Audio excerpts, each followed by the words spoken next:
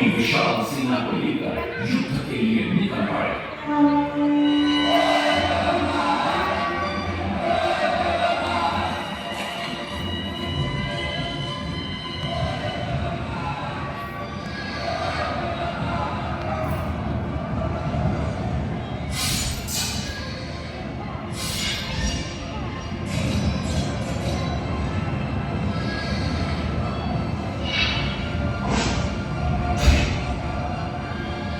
शक्तिशाली गौरवंग के भावों को भी युद्ध में परास्त कर दिया और उनसे प्राप्त सारा धन अपने कब्जे में लेकर सूर्य मंदिर के निर्माण कार्य में लगा दिया।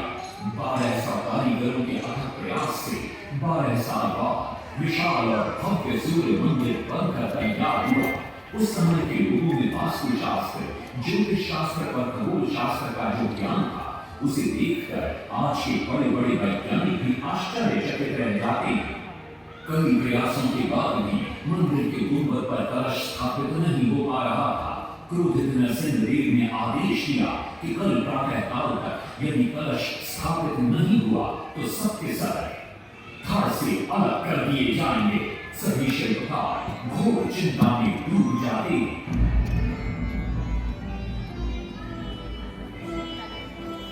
दूसरी तरफ मुख्य शिल्पकार बीसू महाराणा का 12 साल का बेटा धर्मपद सूर्य मंदिर के प्रतिरूप पर कलश बिठाकर प्रसन्न होता है और मां के सामने अपने पिता से मिलने की इच्छा व्यक्त करता है। मां अपने बागीचे के पेड़ ओखली में बांध कर देती है और कहती है, अपने कुत्ते बलिया को साथ लेकर कोना जा। बलिया अपने मालिक को पहचान लेता है और बीसू महाराणा से निपट जाता है। धर्मपद अपने पिता को प्रणाम करता है और अपना परिचय देता है। सबको चिंता में देखकर वो अपने पिता से इसका कारण पूछता है। कारण जानकर धर्मपद कहता है, अगर आप आज्ञा दें तो मैं मंदिर के गुंबद पर कलश स्थापित कर सकता हूं। श्री सांतरा धर्मपद को अनुमति दे देती।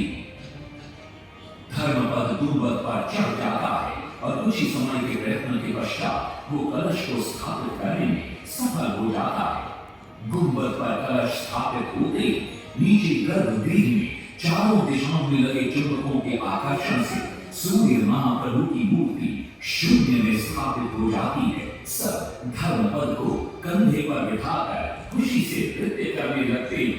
तभी कुछ कारीगर इसका विरोध करते हुए कहते, अगर सुबह राजा को ये पता लग गया कि इस बच्चे ने कलश को स्थापित किया है तो किसी का बचना संभव नहीं है, इसलिए धर्मपद को मरना होगा। इस बात से श्री सांतरा बड़े क्रोधित हो जाते हैं। भीषण वाद विवाद छिड़ जाता है। ये सब देखकर धर्मपद गहरी चिंता में पड़ जाता है और वो सोचता है कि यदि मेरे जीवित रहने से इन सब का सर काट दिया जाएगा तो इससे अच्छा है कि मैं आत्म बलिदान कर दूं ताकि सबके प्राण बच जाएं। और उसी पल धर्मपद नवनिर्मित सूर्य मंदिर के शिखर पर चढ़ जाता है।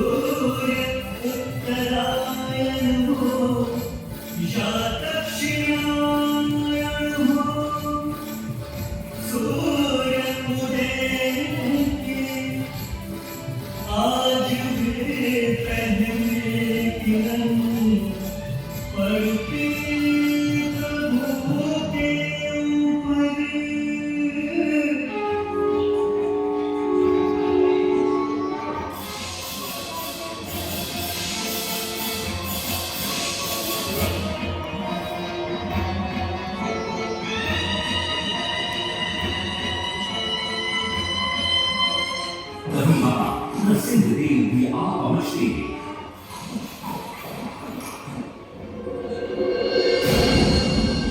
और सूर्य महाप्रभु को शून्य में स्थापित देख वे भी आनंद से भर जाते और श्री सांतरा की भूरी भूरी प्रशंसा वो ये भी घोषणा करते कि मां शुक्ल पक्ष की सप्तमी को मंदिर की प्राण प्रतिष्ठा की जाए।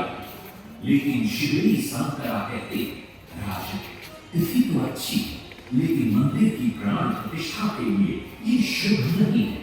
किंतु राजा अपनी बात पर अड़ जाते। शिवरी संतरा को दुख होता और कोई वाद विवाद किए बिना वे हमेशा के लिए वहां से चले जाते।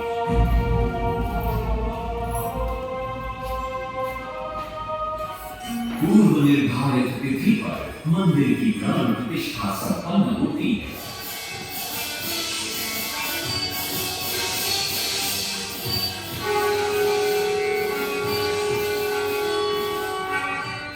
लेकिन कुछ दिनों बाद अमंगल होना शुरू हो जाता है।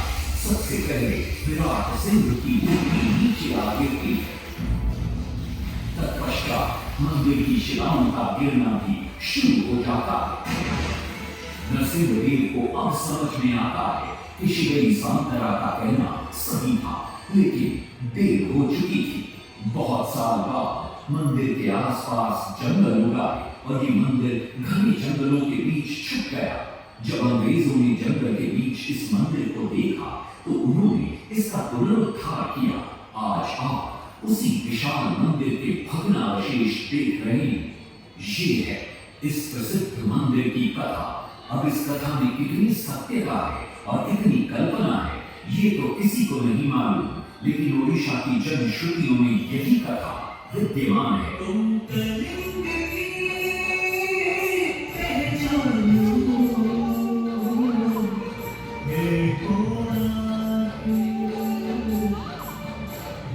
इतिहास